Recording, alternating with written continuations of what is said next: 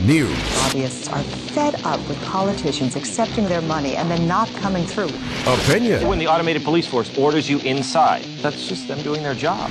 remix. Even lost my job partially due to the whole global warming issue. Increase in oil prices. This guy's scared. This is Top Story with Kelly Klass and Jill Skeen, I've been a listener for about 20 years. How can you make me feel better? where the news meets your opinion. Pick up the phone and talk about it. 736-0300. That's 736-0300. Now, here's the hosts of Top Story, Kelly Klass and Jill Skeen. Hey, it's not Wednesday. It's not hump day. Gosh. Sorry, I had to push a button, get the video going here. I totally forgot. We got to talking, and, that's just happens sometimes. Yada, yada, yada. Especially at my age. I know. I forget a lot. I know. So where are we? Yeah, exactly. Top Story. You're probably like, 736 where am I? You're in a studio, Kelly, with a microphone. Oh, I thought that looked familiar. 736-0300 is always the number to call. And here we are on a Friday. And I suppose that I don't know. Where's the Friday bump? Should we do this today? Yeah. No. Friday! Friday! You know what that means? Do you like Fridays? I like Fridays. I love Fridays. My favorite day. You know what the best thing of Fridays is? What? Saturday! Sleep in You know what Saturday. comes after Saturday? What? Sunday! Friday's Friday. I've got $100 smoking in my billfold. I know I ought to save it, but it's burning a hole. Right through my pocket and into my skin. Come Monday morning, I'll be broke again. It's finally Friday, I'm free again. I got my motor running for a wild weekend. It's finally Friday, I'm out of control. Forget the working blues and let the good times roll.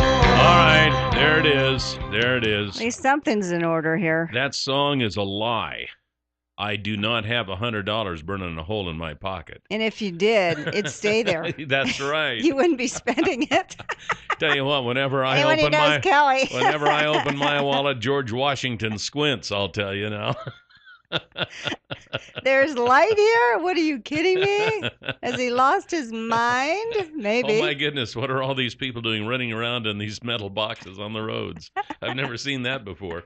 Anyway. Oh my gosh. Coming up, we'll have Tim Voss with the Farmers Market, Twin Falls Farmers Market. That's so right. that should be a lot of fun. They're going to have something fun this weekend. Are they? I'm actually going to be displaying there too. You are? Yes, I'm going to be selling my cookbook and passing out my famous mustard dill potato salad. Oh, it's very still cool. cookout time, Labor Day. Yes, and I have to say the mustard dill potato salad, that's what I tried of yours. It is delicious. It is delicious. When I Thank was you. visiting my daughter in Miles City, Montana, we downloaded your recipe from your website, and she made it, and they love it too. JillScheme.com. Yeah, I think I brought some in for you after Yeah, one you of my did. segments You too did. You on did, Rise yeah. and Shine. But so that should be fun, and then we have a really big hour at 9:00. We'll be talking to Debbie Thomas. She is the CEO of the Walker Center in Gooding.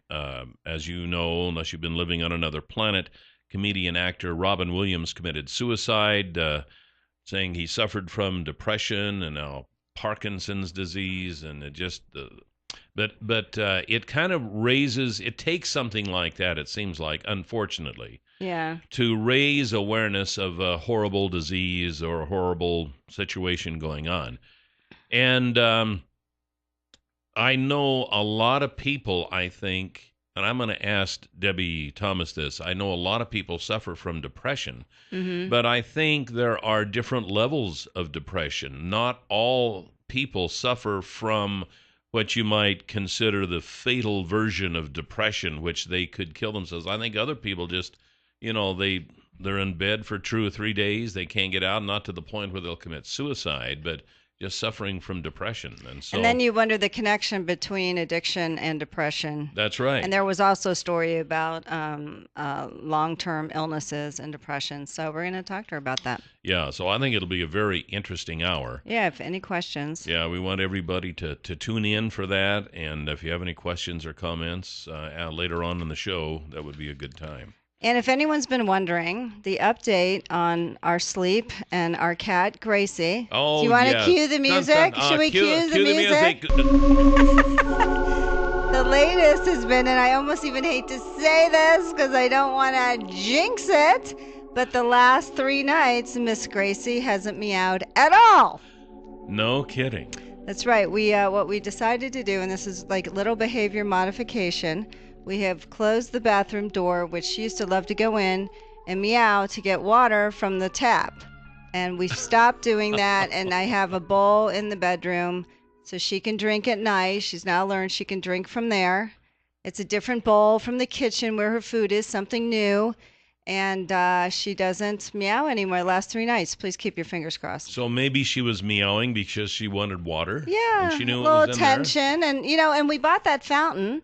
Oh, and that's right. of course she didn't like that because Mommy doesn't turn it on for her. So But the bowl is okay? the bowl seems to be okay because we are not giving in. It's like a child. We're not giving in. The door is shut.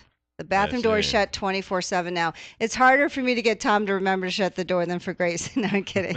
I'm like, Tom, shut the door, because she gets confused. Wow. Anyway, 3 nights in a row. Thank you very much. If anyone was wondering what happened to the cat saga. Well, I know I was. I know. It was keeping me awake at night. Well, I'm telling you, I was so tired sometimes I could hardly function during the day. I know. You were coming in here. You were so tired. You were in a bad mood. Oh, when you're just so tired, like everything just aches, you're like, yeah, you are in a bad mood. I think even somebody out in the front office says, has Jill been in a bad mood lately? I'm exhausted. My cat was keeping me Yeah. up 24/7. That's what I told him, that you were exhausted and your cat was keeping you up. It all the time. was. Wasn't letting you sleep during the night. So now I feel better. Thank all you. Right, very good. Amazing what sleep does. Yes, I know.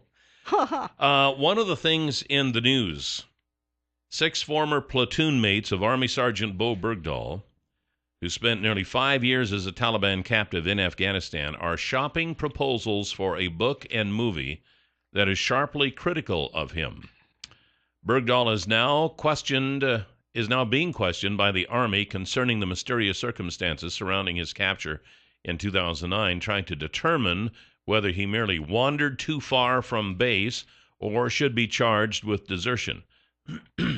A draft of the book proposal obtained by Yahoo News asserts that Bergdahl was a premeditated deserter and put all of our lives in danger. Bergdahl's former colleagues describe him as a loner who sometimes was gung-ho about fighting the Taliban, but shortly before his disappearance, the soldiers write, Bergdahl started to talk about what it would be like to just get lost in the mountains surrounding the outpost. He also began studying the local languages and mailed his laptop photos and other personal items back home. Now, when I first heard about this, and realizing, of course, he is back in Texas, he is back on active duty. They have him on a desk job right now. A lot of people think that Bo Bergdahl is just an outright deserter. Other people are saying, well, let's wait until the investigation is over just to see what happens. And I think I'm kind of one of those in the second camp. Let's have an investigation and see what happened. If he's deserter, then let's prosecute him by the fullest extent of the law. Whatever that takes, then let's do it. But it kind of left a bad taste in my mouth when you have 6 former platoon mates of him who are ready to sell the book and do the movie and get money. You know, they might be totally correct in everything they say, but to do it this soon, it just left a bad taste in my mouth. And I thought, you know what? They don't even know the result. They don't know all the investigation. That's right. And are you so in love with this money deal? And nobody has taken the bait yet. Nobody has taken up the book or the movie, but they are pushing it. And it bothered me when I heard about this, and I thought, you know what, guys, why don't you just wait? And especially if they do find him guilty, I mean, I would think there would be a lot of people, a lot of movie places and book authors who would jump at the chance. So their chances might be better later. But Well, how big of a movie? What, just that to the part they left? They have no idea what happened the 5 years, or do they just make it up? So, well, yeah. Another you point, know, I mean, another okay, point, so yeah. you have a movie, so then he left. Okay. No, I think they're doing the investigation. I think he's acclimating back to normal life, which I'm sorry, 5 years with the Taliban. A lot of time to have to recover, but let them, hear him. I guess he was very anxious to talk, to tell them what happened.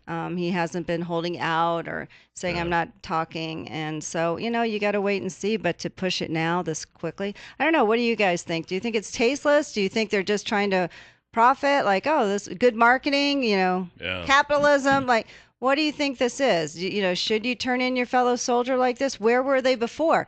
Why didn't they talk to their commanding officers when he was talking like that? Like, hey, maybe someone should talk to him. He's having trouble. Unless they he did. Wants to I leave. don't know. Maybe they did. I think a lot of them, I think they said they didn't. Yeah. They knew he went off the base once or twice. Where were you then? Why aren't you supposed to turn in your officers if they're if they're their fellow soldiers, if they're doing that? Or did they go sit down with him and talk to him and say, hey, buddy, you got to stop this? Because he might have had a problem. Yeah. You could stop it. 736-0300, top story. You're on the air. Good morning. Good morning. Good morning, Kelly and Jill. Good morning. How are you? Kelly, I got to start with, I went to your Facebook page last night, and your woodwork is absolutely gorgeous. I know, well, thank isn't you. it? It's thank you very nice. much. I appreciate that. That carriage that sits on your front page is beautiful. If it was a full-size carriage, it would be just a grand machine. Well, thank you. On your second hill, I think we need to wait for an investigation. And I think these platoon members are the problem with America today. Everything's about around $1, not around morality or your morals or anything else. It's about how much money you can make and who can you throw under the bus. Yeah. See, that was my first thought when I saw this. They just want to throw this guy under the bus, and I don't think they really care if he's guilty or innocent. I don't think so either. I think all they care about is what can they put in their pocket, and that's wrong. We need to go back to morals and everything else and stand on it. And I think our country would be in a lot better shape. And don't you think they should have had like a moral obligation to the military to say, hey, this guy's in trouble, or hey, he's walked off the base once and come back, and not telling their officers? Absolutely. If they thought he was having problems, their life's in his hands. Yeah. If they thought he was having problems, they should have turned his butt in right away. Or for some help. And got it taken care of to get his head straight so that their lives wouldn't be in danger. And maybe those people that went out looking for him wouldn't be dead right now. Right. Yeah, I hear you. Thank you very much for the call. Thanks for the compliments, too. Oh, yes. It's right. Bring it on. Bring it on. I just wish I had more time to do my little woodworking things. You just wish you had more time before the break to take more calls about your woodwork. It is Open Mind Friday. Oh, pshaw. Oh, pshaw. Pshaw. 736-0300 is the number to call, and we'll be back here in just a moment. We have Tim Voss coming up with the Twin Falls Farmers Market, and Jill's going to be there tomorrow. Yes. JillScheme.com. Yes. 736-0300 is the number to call. Welcome back, and coming up, we're going to be talking about the situation in Ferguson, Missouri. It is Missouri, right? Not Missouri? I don't know. Okay, I'm sure. I think if you're from Missouri, it's Missouri. If you're not, it's Missouri. But anyway, a very serious situation going on there with all the rioting. The police chief, I believe, released the name of the policeman involved in that shooting this morning, just moments ago. Mm-hmm. So we will be talking about that, and also at 9 o'clock we'll be talking with Debbie Thomas from the Walker Center in Gooding about depression. Okay. Right now, we have Tim Voss with the Twin Falls Farmers Market. Good morning, sir. Good morning. Good morning. How are you doing? Doing good. Now, we got some stuff coming up. First of all, it's every Saturday, isn't it? Every Saturday. From the farmers market starts the Saturday before Mother's Day, and it continues on until the Saturday before Halloween. Oh, we have about a 6-month window. Right. How's it been going this year? Oh, it's been going great. The vendors it's amazing what you find at the farmers market. Crafts, I mean, the produce right now is in. Finally, it's in. I know Finally, it's it is kind of in. been a little late this year. I know people were complaining, like it's mid-August, we still don't have anything, but it's coming in now. It's coming in, and that's why we have this thing called the Chef's Cook-Off Challenge tomorrow. This is their first year, right? This is the first year, the first time we ever thought about it. It was discussed amongst some people, and we said, yeah, let's do it to celebrate not only the local cuisine, but the local chefs' talents and experiences, and also really to celebrate the farmers market and what's available at the market. So how's it going to work, Tim? Well, what's going to happen, and basically it's open to their imagination. They can do a signature dish off of their menu, or they can be creative and do something new. And so with the exception of their spices, everything must be purchased from the market. So the meats, the produce, the vegetables, fruits, all of that must be purchased from the market. Sounds like a reality show. I know. It's kind of like, well, Iron Chef. Yeah, Your and they special ingredients are here. They have 30 minutes to cook the meal. How long do they have? The market is open from 9 to 1, but the cook-off is going to be from 10 to 12. Okay. And so that gives people time to talk to the chefs, see what they're doing, how they do it. Also, it gives them a chance to walk around and say, oh, I want to make that dish tonight for my family. It gives them a chance to walk around the market and purchase those items to make the dish. And they're going to sample it. They'll be able to sample The public things. will be able to sample. Okay, great. So who chooses the winners? Oh, yeah, how are you going to win her? There's no winner at this challenge. And the reason Everybody gets a trophy, right? everybody gets It's a liberal event. Is that what you're going to say, Kelly? A liberal event. Of Stop. course. It's the Everybody farmer's gets a market. trophy. Oh, my gosh. Don't even go down there, Tim. Well, the challenge was, and the reason we called it a challenge was because of the fact that the challenge is the things are purchased from the market. Right. What can you purchase from the market? And What make can I do? something delicious. You know, a lot of people go to the farmer's market and they buy these things and they're like, I have no idea what to do with it. You know, but you want to buy, I love going to the farmer's market and making stuff at home, but I have probably more cooking experience than some people. And so I think it's a great idea because you can get this at the market and this is what you can make from it. Is that sort of the idea, to help people figure out what can you make from the farmer's produce? That's the whole concept of it, is the fact that we've, like I said, you know, the chefs are going to come out and they're going to show you how to do it, and you can ask them questions. It'll be a one-on-one, and so the chefs, we're going to spread the chefs out so that everybody has an opportunity to see both of them and to also walk around the market. Which chefs are they? We're going to have the chefs from Jakers, Okay. and also the chef from Canyon Crest will be there. Okay. Very And so cool. that will be great. Do you have any idea what they're making? No, that's the secret. So do they get their produce tomorrow morning, what's there, and then they just go? They will. What I had done was I had sent out the letter. I also sent out and the vendors got together and we said, this is what should be available. Yeah. And so they're going to have their A game plan, and then they're going to have a backup game plan, just in case something wasn't ready because of the weather or something like that, where that piece of produce was not available. Right. And so they're going to come tomorrow. They're going to walk around and they're going to purchase from the vendors themselves. Okay, great. And how many vendors do you typically have on a Saturday? Right now, we're running on an average of about 37 to 40 vendors. That's nice. That's a pretty good sized little show. Do you have a lot of people show up? Oh yes, Yeah, we you have, do. and that's the other thing with the cook-off challenge. It brings people out, Right. and so since it brings people out, since we have people, we have more choices to make, and we have more people to purchase things from our vendors. And the vendors are doing a fantastic job displaying their items, Yeah. interacting with each other, and getting better ideas from. It's a great from each other. atmosphere. And usually you have music. Are you going to have music tomorrow?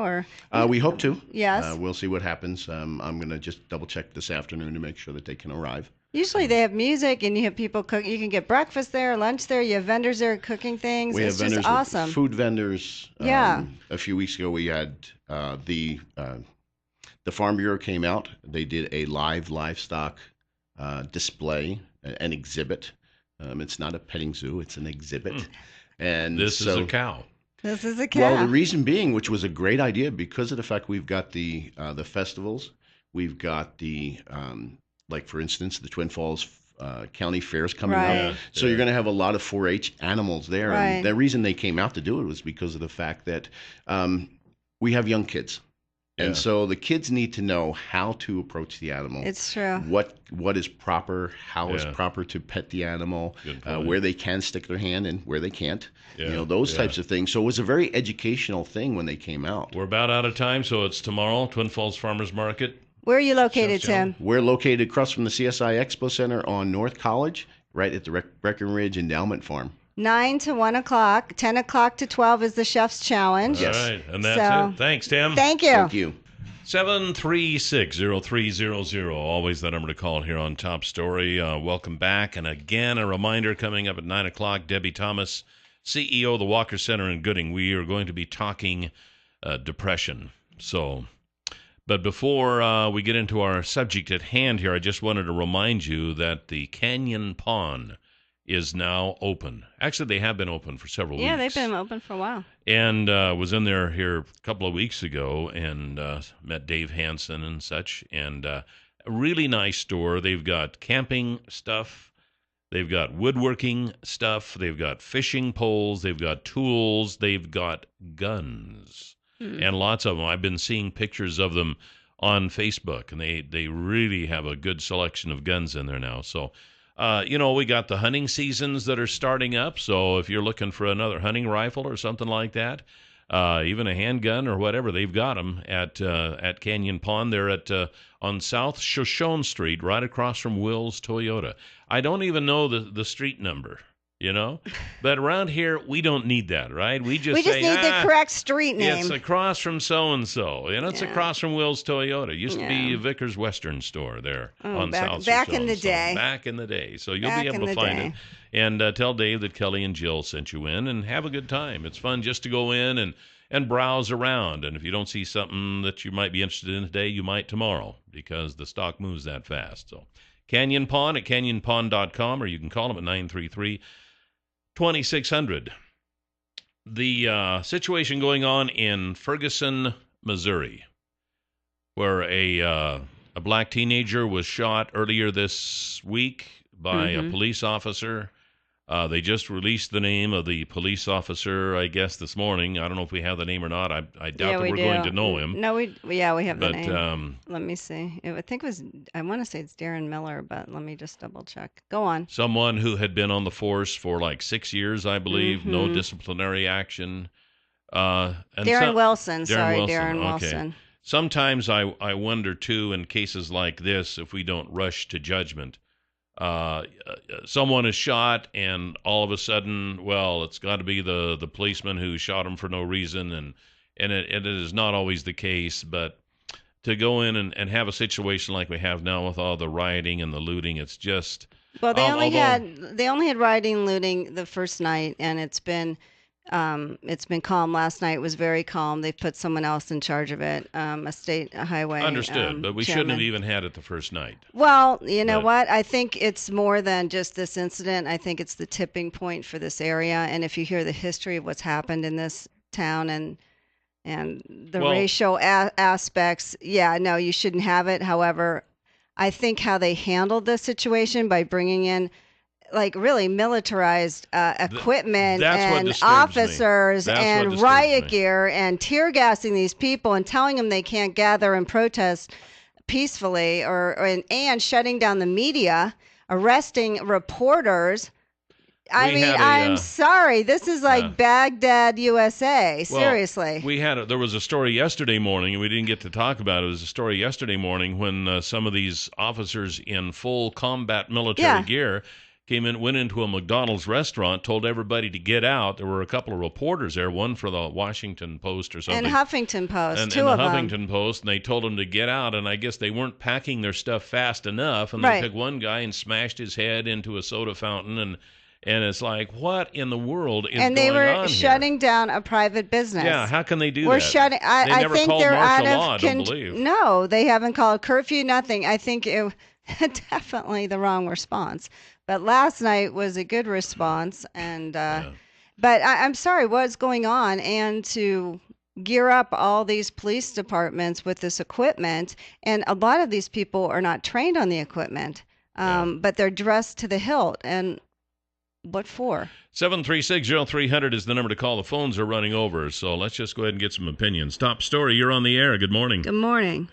Morning, Kelly Joe. It's Carl, your favorite commodity driver. Hey, hi, Carl. How are ya? Hey, pretty good. Hey, I just wanted to touch base on that Ferguson thing.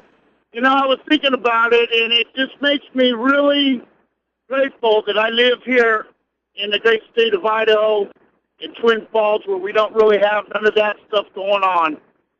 I couldn't agree more. Well, we I don't agree. have as much diversity out here either. So, I mean, in this sense, it's this has been a problem with racial relations over there, and it's happened for years and years and years. So much so that the state of Missouri for the last 14 years has tracked when the races of the people being stopped, because they had a problem with a police chief before who would literally declare it's Black Day, let's go arrest blacks. It's Brown Day, let's go arrest Hispanics. And and they had a whistleblower on the force who was coming out and saying this information, who then they harassed the police.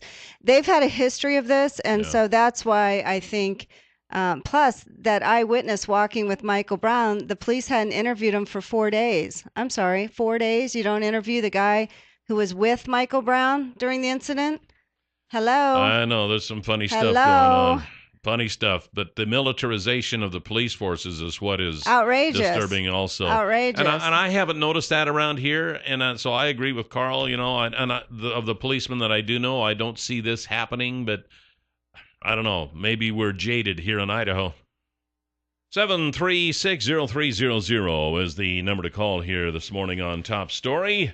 Welcome back. Our discussion on depression coming up with Debbie Thomas with the Walker Center in Gooding. And I don't know, just promoting it a lot because I think it's going to be a very important 1 hour for discussion on depression. And you've actually had to deal with someone with depression, so you have some personal experience as well. I have, and I do, yes. And it is not fun. No. I know it's hell to live with depression, and it's hell to live with someone with depression. Mm-hmm. So, at any rate, before we get back to the phones here, I just wanted to mention that the folks at Far More of Idaho have this great new system called Certiset.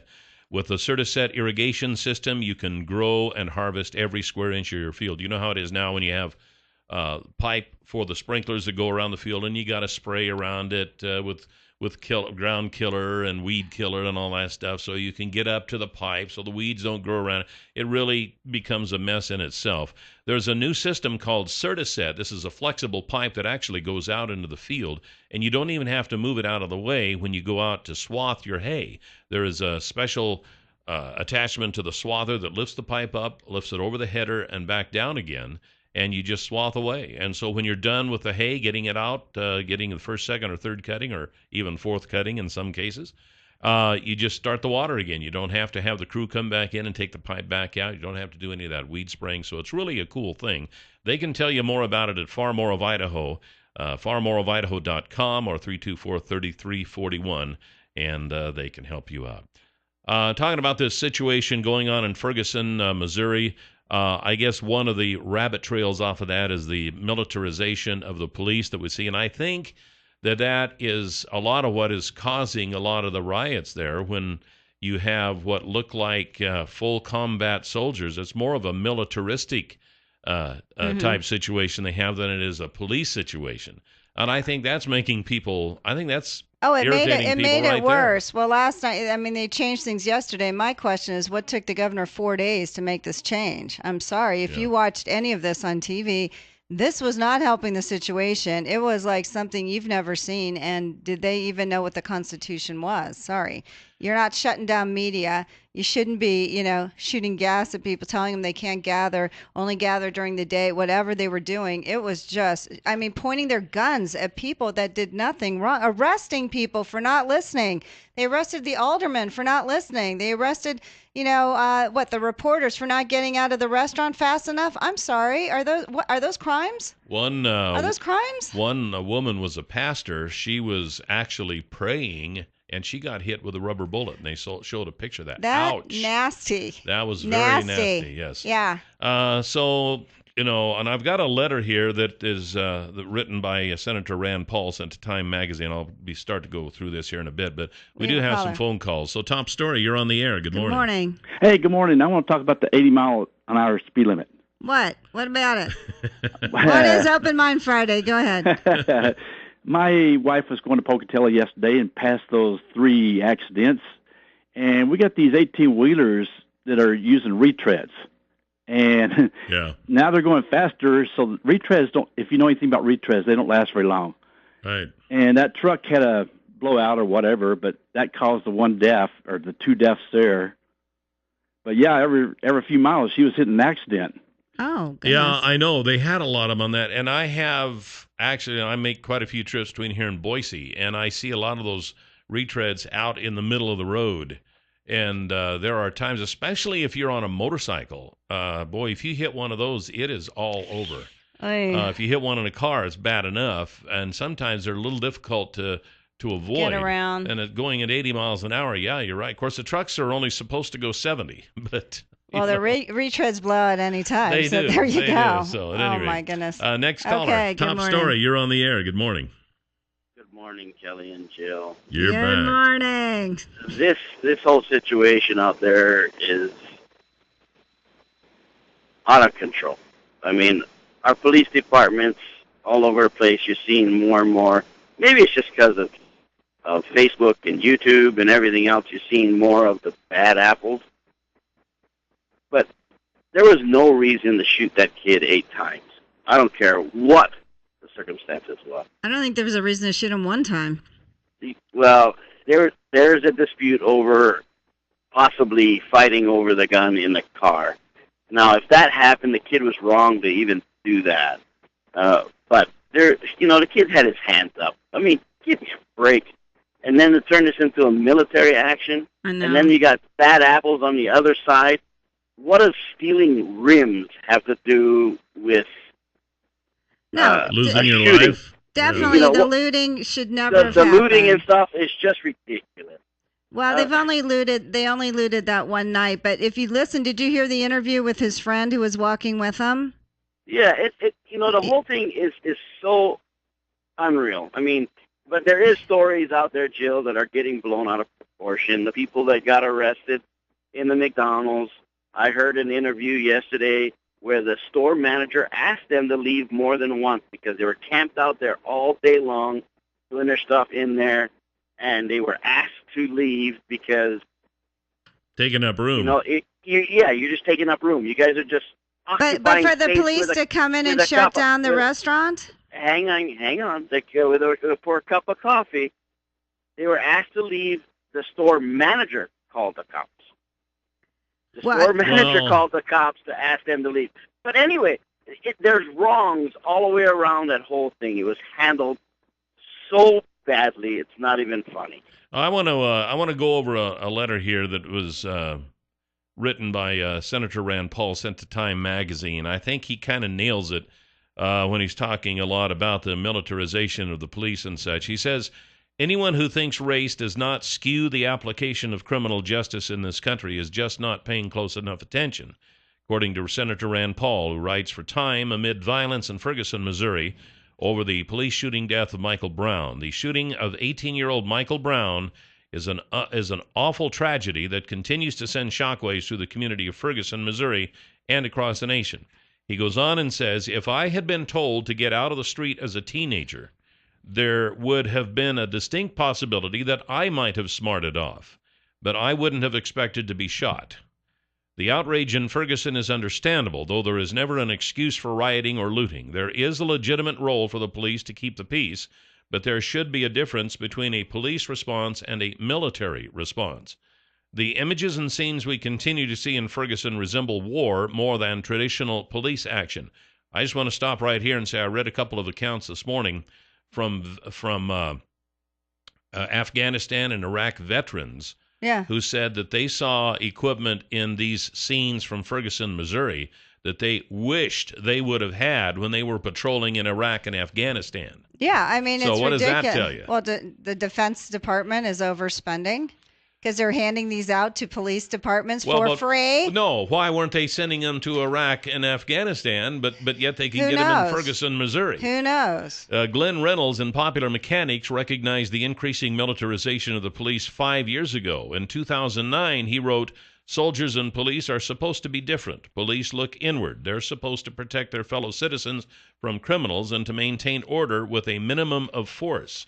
It's the difference between Audie Murphy and Andy Griffith. But nowadays, police are looking and acting more like soldiers than cops, with bad consequences, and those who suffer the consequences are usually innocent civilians." The Cato Institute's Walter Olson observed this week how the rising militarization of law enforcement is currently playing out in Ferguson. Why armored vehicles in a Midwestern inner suburb? Why would cops wear camouflage gear against a terrain patterned by convenience stores and beauty parlors? Why are the authorities in Ferguson, Missouri, so given to quasi-martial crowd control methods, such as bans on walking on the street, and, per the reporting of Riverfront Times, the firing of tear gas at people in their own yards? Right. "This is my property," he shouted, prompting police to fire a tear gas canister directly at his face. Right. Why would someone identifying himself as an 82nd Airborne Army veteran observing the Ferguson police scene comment that we rolled lighter than that in an actual war zone?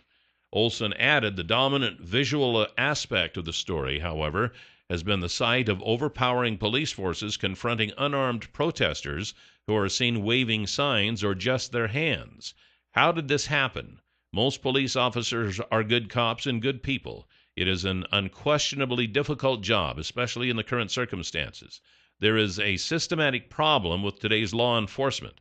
Not surprisingly, big government has been at the heart of the problem. Washington has incentivized the militarization of local police precincts by using federal dollars to help municipal governments build what are essentially small armies. Where police departments compete to acquire military gear that goes far beyond what most of Americans think of as law enforcement. This is usually done in the name of fighting the war on drugs or terrorism. Right. The Heritage Foundation's Evan Bernick wrote in 2013 that the Department of Homeland Security has handed out anti-terrorism grants to cities and towns across the country, enabling them to buy armored vehicles, guns, armor, aircraft, and other equipment. Bernick continued that federal agencies of all stripes, as well as local police departments in towns with populations less than 14,000, come equipped with SWAT teams and heavy artillery. I know. So anyway, so what do people think? We're running out of time. 7360300, top story, you're on the air. Good morning. I remember when Kelly was talking about this a while ago when everybody was buying this stuff, and Jill, you kind of laughed at him saying that he was like a conspiracy nut, that all of these agencies were buying bullets by the truckload and buying all of this is surplus military gear. And this is exactly why the Founding Fathers wrote a Second Amendment. There's absolutely no fear of those police of the citizens of their own town, because they can go around, they can bully, they can go into wherever they want. There is no Fourth Amendment protection, no First Amendment protection, and then the state finally steps in. What happens if the state doesn't step in? What happens if the state comes in and takes the side of the Ferguson police? What are the citizens supposed to do?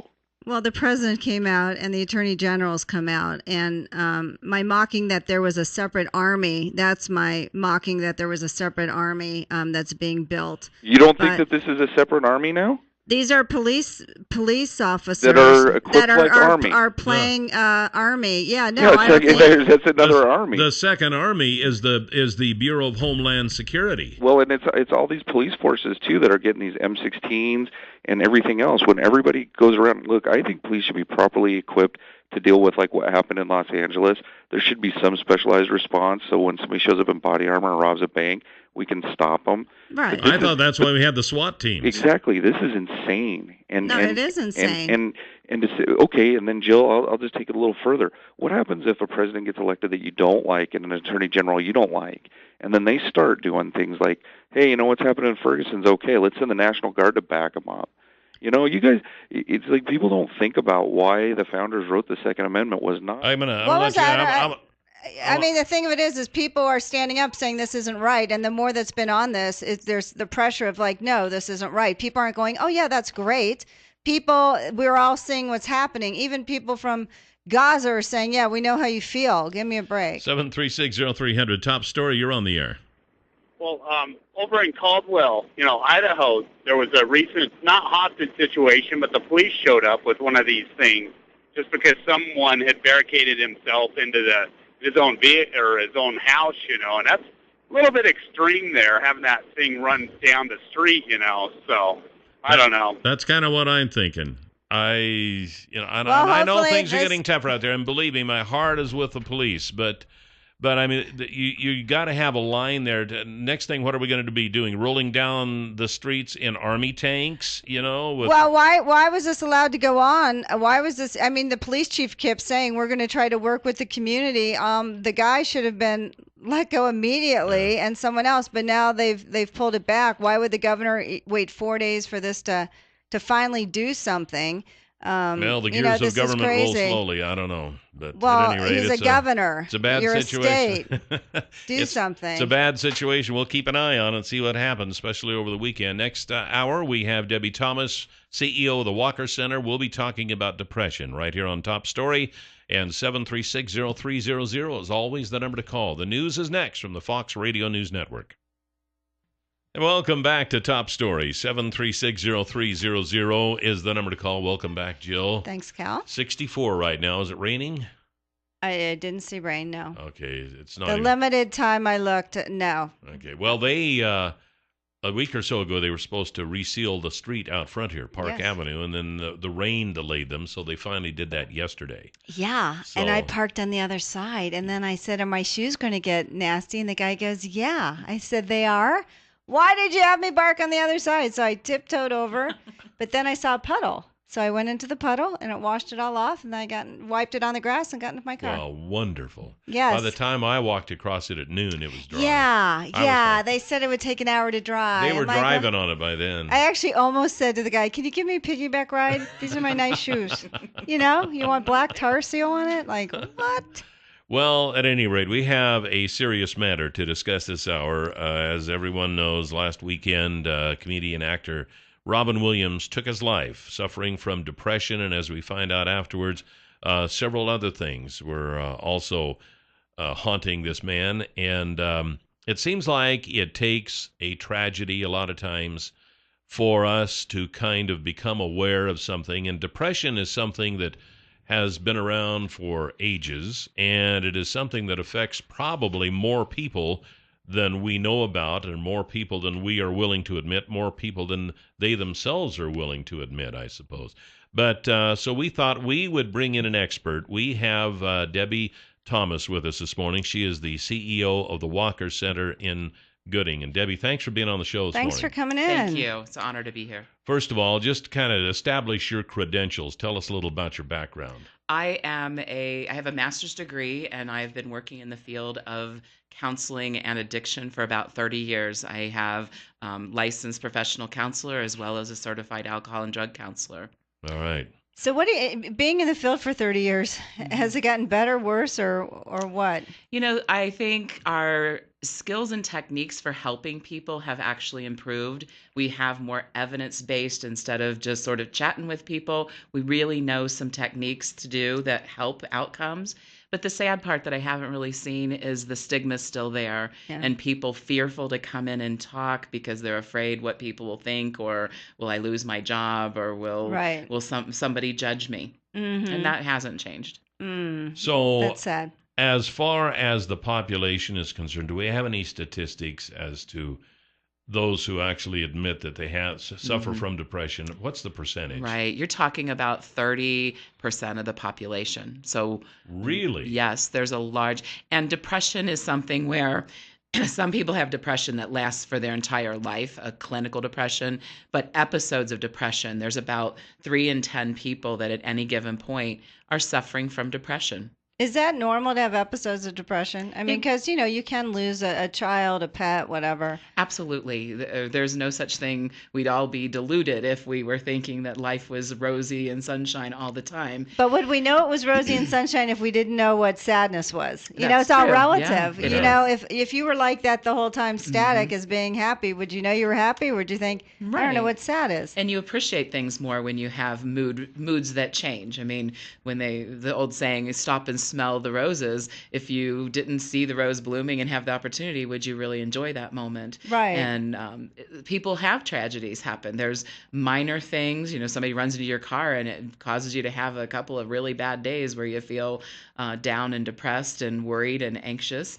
And then major things happen, a death of a loved one, or in between, the death of a pet that's been in your life for a long time. And what happens to people is, if you don't have a biological change in your brain, you feel sad, you feel hurt, you cry, you use a network of people and you talk about that. And most depression resolves itself without any interventions. Right. And people have those throughout their life. Is that within the 30% number? It is. Okay, yes. so just 30%. I mean, a lot of it's just normal that you go reactions through that you should react to. You should. And if you don't, there might be a problem. Actually, before you go any further, that was one of my questions. First of all, I always figured that sadness and depression were two different things, but are they or are they not? I think of it, and I talk to people about, it's all a range of things. It's when it gets into that final part where you cannot have a resolution. And in the professional diagnosis, we talk about if things have gotten worse and continue to get worse after 30 days to 6 weeks, then you're moving out of something that is going to resolve an adjustment to a life situation, and you're moving into something that you might need some talk therapy, talking to someone. You might need a medical intervention because your brain can change. And that dysthymia or a depressive episode is a clinical diagnosis, and that depressive episode is something that you cannot typically resolve by yourself without some intervention. And there's all kinds of different interventions. I mean, just talking about it works. Sometimes you might need an antidepressant for a short period of time. But when we actually get to a major diagnosis of chronic depression, that's when the brain chemistry has changed. And that's no different than somebody that has diabetes. It's there and you have to manage it. What changes it, Deb? Well, is it just prolonged periods, or what changes it?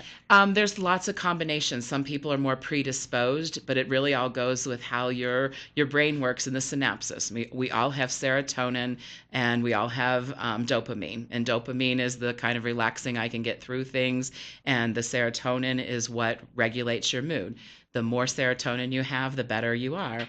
And I describe it as you have a synapsis. It's like trying to jump over the canyon. Right. If you have everything stuck in the middle and it never gets to the other side and uptakes into your brain pathways, then you're going to be depressed. And that's what some of the antidepressants do, and they work in different ways. They help with the synapse? They help with the uptake, because some people dump a lot of serotonin into their synaptic gap, their canyon.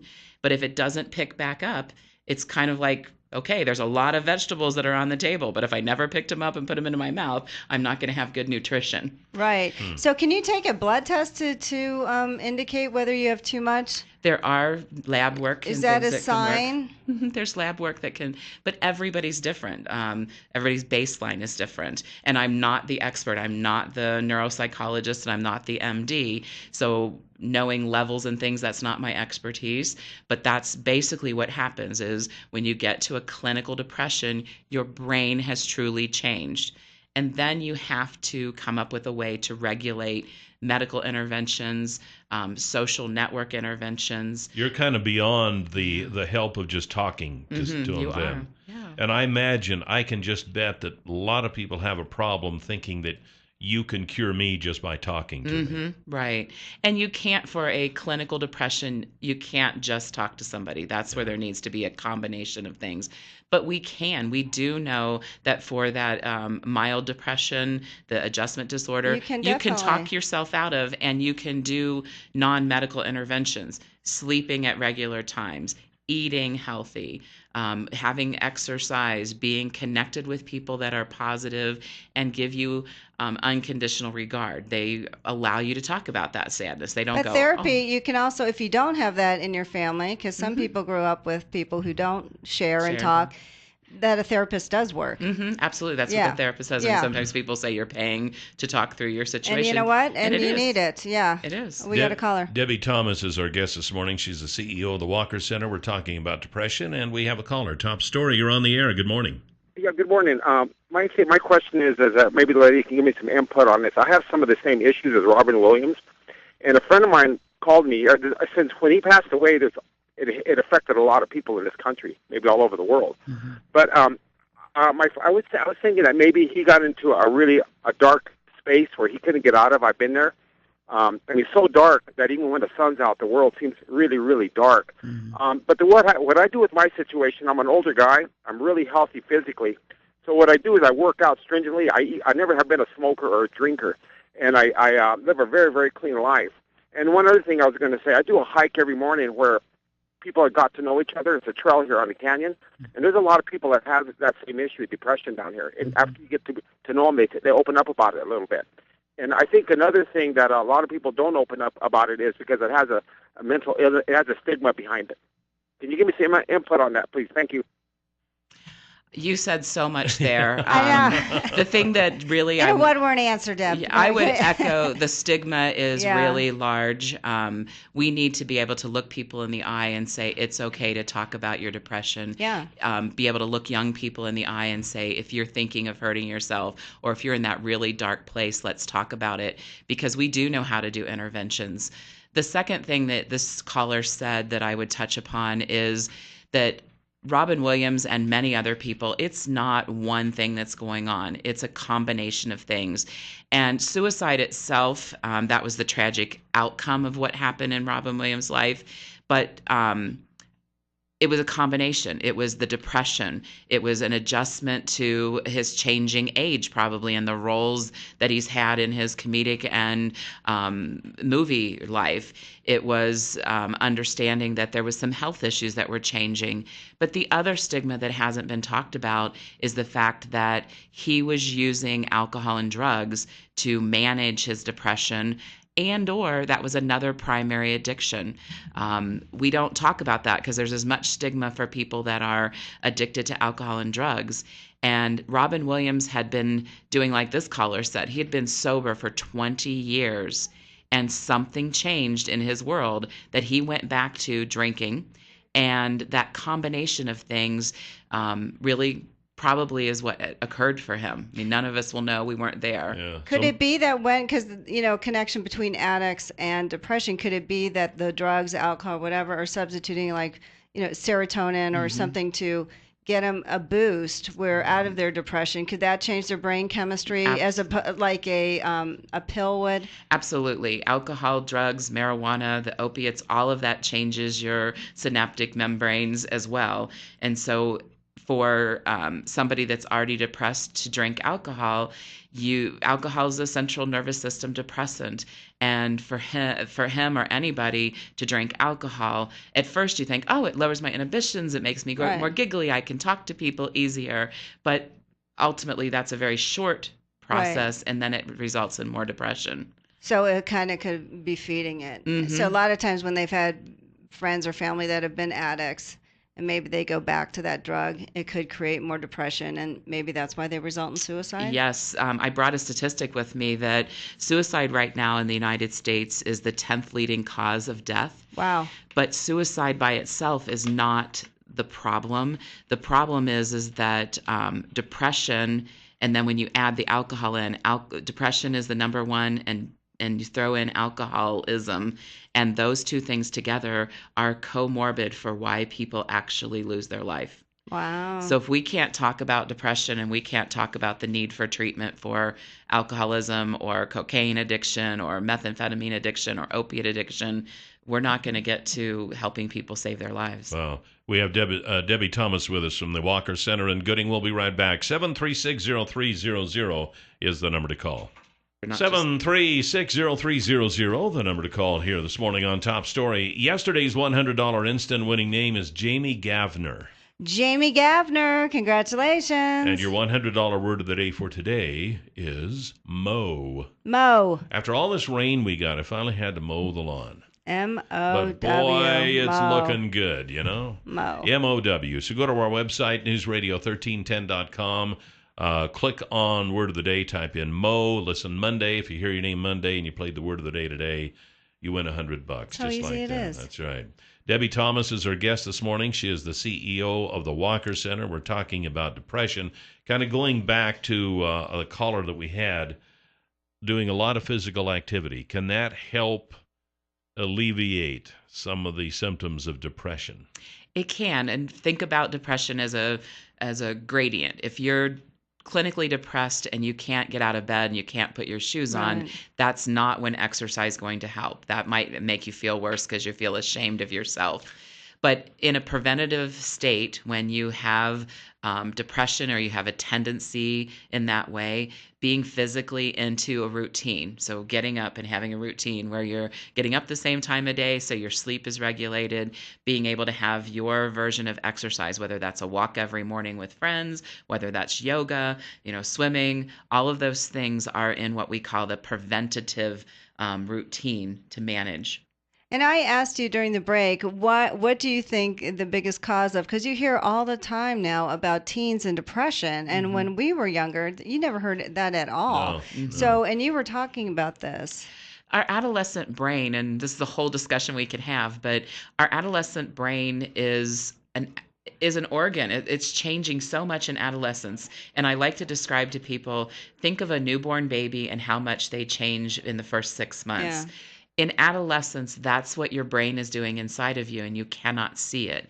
But what that adolescent brain needs is regular sleep, healthy nutrition, and the other thing that an adolescent brain strives for is high excitement, energy activities. So the skate park, the biking, doing things that are stimulating and active in your physical mind as well as your physical body.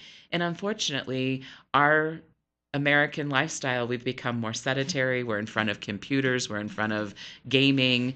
And that's resulting in people that are, in our young people, not having as much serotonin and kind of having more of a lethargic and depressed feeling. And also, and parents don't feel comfortable because of how our society's changed, just to let your kids go out and play anymore without being supervised. I mean, we used to go out. We'd go out in the morning. We'd come home for lunch. We'd be out until dinner. Absolutely. Just whatever. But parents aren't doing that. So these kids, so you think that's part of the reason they're not going out, just playing, growing, having fun, and they're just home. I don't know. Unless you're on in organized sports, which is then organized. It is organized for you. And that's not everybody's ideal thing. Right. There are so many people that need the creativity of an individual activity. And so if we could do anything to intervene in our world, it's, finding and creating in our families and our public spaces activities for our young people that are safe. That kind of leads us in then to the intervention part of it. How would a loved one know? And this is kind of a question. I probably know what the answer is going to be, but just to kind of start the conversation, how would a loved one know that their loved one or spouse may suffer from depression, and at what point do you intervene? So it looks different for everybody, but what you're going to see is mood instability. So for some people, that means they get very sad, quiet, reserved. Others, that means that they're weeping or crying. Sometimes mood instability is that person that used to be joyous is now snappy and irritable. So being able to see is the mood changing in that person and changing in a way that is leading to isolation, leading to anxiety. Changes in sleep. Some people, when they become depressed, they sleep 20 hours of the 24. Other people, they can't fall asleep, they can't stay asleep, they're tired during the day, so changes in sleep. So being tired probably even aggravates it. And then it aggravates Oh, it. clearly, when I was sleep deprived, I was not happy. Yeah, I Because know, of my Jill. cat. I'm so I know, happy. Jill. Oh, really, Kelly? We're so happy you're There could be other things too here, Deb. Yes. But how do you, as a parent, because you hear this all the time when your kid's a teenager, and I don't have children, but I have nieces and nephews, and they're like, oh, it's just hormones. They're moody, they're sleeping a lot. How can you tell the difference between normal development for a teen or depression? Because it probably can mask the same thing. It really can. And I think you just really have to look at that individually. And if you're worried, ask for a professional intervention. Sometimes going to the pediatrician and being able to have a screening with them, they'll be able to help you differentiate what's moodiness of adolescent changing hormones. And that's the kind of thing that if you've got a young teen and that it changes and it goes away, and then all of a sudden your joyful, happy kid is back. When it's depression that's coming in, creeping in, and it's going to stay in there, it slowly just goes down and down and down. There isn't that up and down and like, oh, you're having a cranky week. Right. And what if they don't want to go for help? Yeah. How do you get them to do that? Yeah. I think that's for anybody, whether you're a parent or a spouse or significant other. Yeah. We'll talk about that when we come back. We have Debbie Thomas with us from the Walker Center talking about depression. 736-0300 is the number to call. 736-0300 is the number to call here this morning on Top Story. We're talking to Debbie Thomas, CEO of the Walker Center. And as we talk to her and talk during the breaks, 1 hour isn't going to be nearly enough, but there are so many other things that we can talk about. And we're going to get to one of them briefly here shortly, and that's the marijuana that it has on the brain, and the legalization of marijuana and the effects of marijuana on the on kids and such. But before we get to that, though, how do you get someone who's suffering from depression? How do you get them in for help? It's one of the most difficult things, but I think it is a ongoing conversation where you have to have the relationship with the person and be able to just share with them, here's why I'm concerned about you. I don't know, I don't have to be the expert, but are you willing to go and just talk, and I'll back off if you're willing to go and ask and tell some help. If it's your child, to say, let's go and talk to somebody because I'm just scared and worried. You may be typically fine, normal, young person, and ask them to go and have that relationship. The other thing is to try and figure out if you've seen the depression or co-occurring alcohol and drug problems and it's starting to ruin their life and they're not seeing it, using some interventions that say, you used to be happy about this, but you're not doing that anymore. Find out what the external motivation is, and ask them sometimes not to attack it from the front and say, let's go in and talk about your depression, or let's go in and talk about the fact that you're drinking too much alcohol because you thought that was going to help your depression. But let's go in and talk about how come you lost your job. Right. So that let the professional weave in.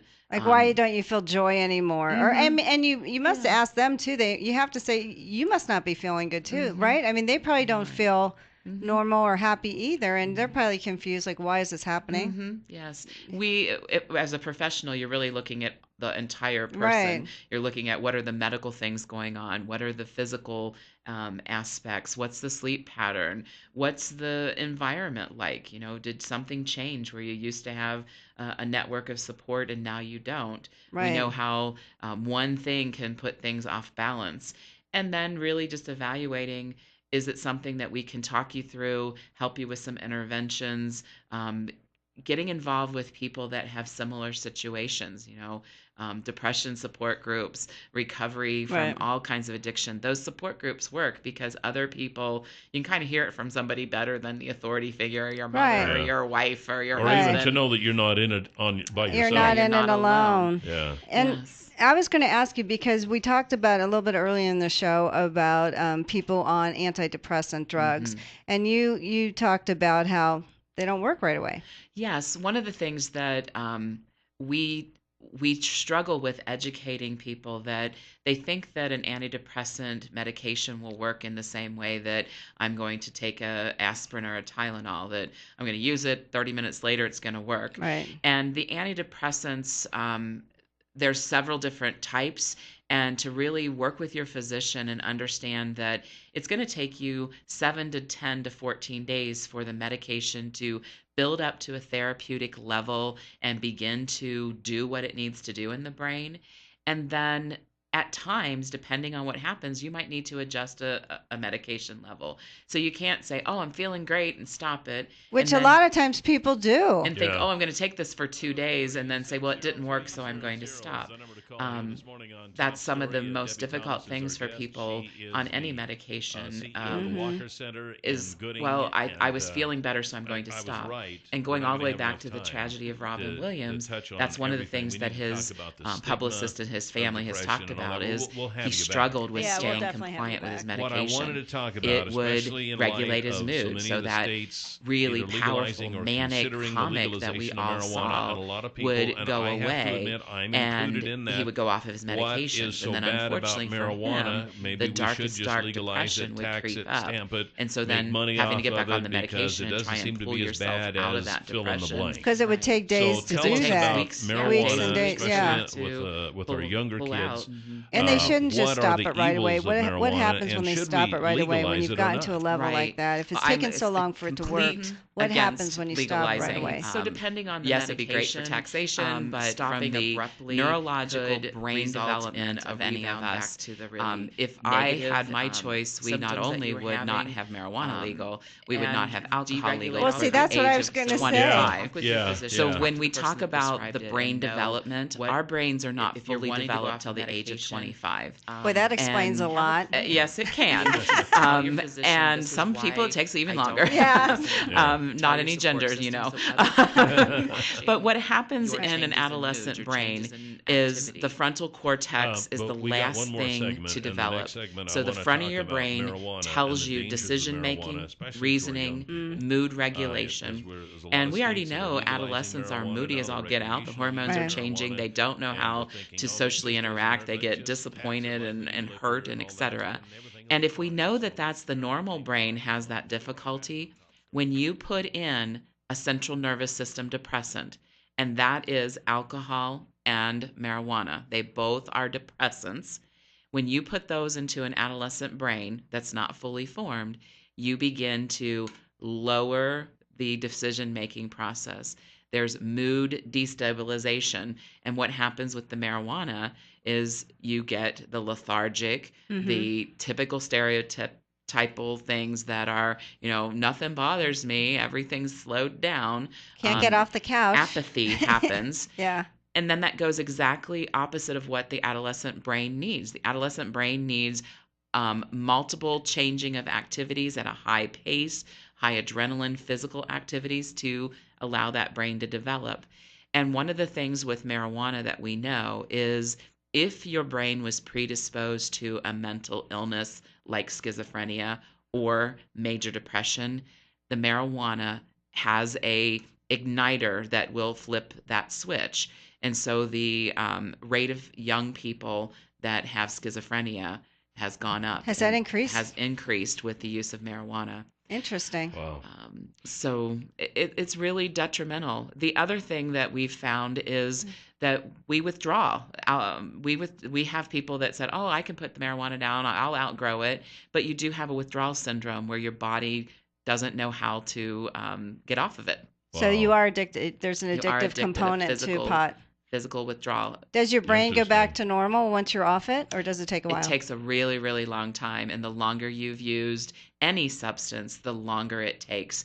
And there are some people that have a permanent change in their brain forever and ever. And so that's why that's probably why they have a hard time getting off any kind of addictive substance, because their brain has changed its use to that chemical. Right, and that's why whether you're talking mental illness, but addiction, it's a chronic progressive illness, and you have to have a network where you're managing it, preventing it, support groups, counseling, your own physical health, mental health, spiritual health, process so that you don't return to that use. Okay, we got a caller. Top story. You're on the air. Good morning.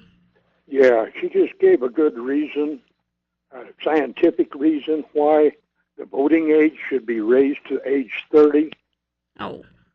What do you think? Dad, did you know you did that? Did you know you just did that? Well, I did not know I just did that, but I guess we could have all kinds of topics, like we shouldn't have young people in the service till they're 25, but I'm not touching that. I'm not an expert in any of those areas. So I wonder if, like in Colorado and Washington and places like that where they've legalized the marijuana, California, have they had experts like you address the legislatures and say, hey, look, these are the facts. If you do this, here's what's going to happen. I think as I read in my journals, what happened is they moved too quickly, and now they're trying to put the lid back on the bottle that's opened up, figuratively speaking, that they were looking at it as we already have so much there. We have medical marijuana, so how are we going to regulate it, get the tax dollars, use the tax dollars for treatment? And unfortunately, we ended up with a bunch of apothecaries open, and it caused more of a difficulty, and now they're trying to figure out, what do we do? So, Deb, for medical marijuana, how is this? Because people do say they feel an effect. So is it just depressing the nervous system so they don't have the symptoms, the pain, whatever that people say they have? Is that how it works? Well, the challenge of medical marijuana is that there's only one small cannabinoid component that is the therapeutic part of the whole marijuana process. And you can get that in a pill that they've extracted, but there's such the whole culture around, let's make it into a brownie, let's make it into this and that and the other, that... Debbie, we're out of time, but Debbie, we're going to want to have you back. And Thank we'll you discuss so that much. here during Thank the you for Huckabee coming. Report. The Huckabee Report is brought to you by Waddell and Reed. And you can hear the Huckabee Report each weekday at this time, brought to you exclusively by Waddell and Reed. Laura Nelson, Josh Funk, and Steve Stanger, financial advisors. Wanted to talk a little bit about the Low and Honey Wagon, since I haven't done that yet. The Low and Honey Wagon, available at Stanley & Company. If you have a feedlot or a dairy operation that has lots of manure, liquid gold, money, we call it around here. I don't care what you call it. It's a nuisance, though, at times. And when it becomes a nuisance, that's when you got to do something about it. And the Low and Honey Loader can do just that, liquid, frozen, or dry. And if you want to see one of these Low and Honey Loaders in operation, you can call Pat Hartzell at 280-1167, and he can fix you up so you can see one of these in operation. Pat Hartzell, write that number down, put it on your refrigerator, put it on the dash of your pickup there, 280-1167, because you may not need a Low and Honey Loader today, but you might tomorrow. Okay, hey, Deb wanted us to give out two numbers in case people are listening and feel like they need help. She said their 800 number calls increased the day after Robin Williams died. Yes. This is an 800 number to the Walker Center, 1-800-227-4190. That's 800-227-4190. And the suicide hotline is 800-273-8255, 800-273-8255. If you need help, or you know of anyone who needs help, please call before it's too late. We're ending on a happy note. We are. A bad dog in Clinton, South Carolina was apprehended last week after he was caught on a security camera taking off with goods from a Dollar General. I thought at first it was Ferguson, but anyway. It was The crime spree began when Cato the Husky broke away from his leash and headed straight for the store. According to Fox Carolina, the surveillance cameras showed Cato walking up to the doors at about 9:38 a.m., However, the doors closed before he could make his way in. Finally, he was able to sneak in with customers, where he proceeded to rob the store of pig ears, beef bones, dog food, and treats.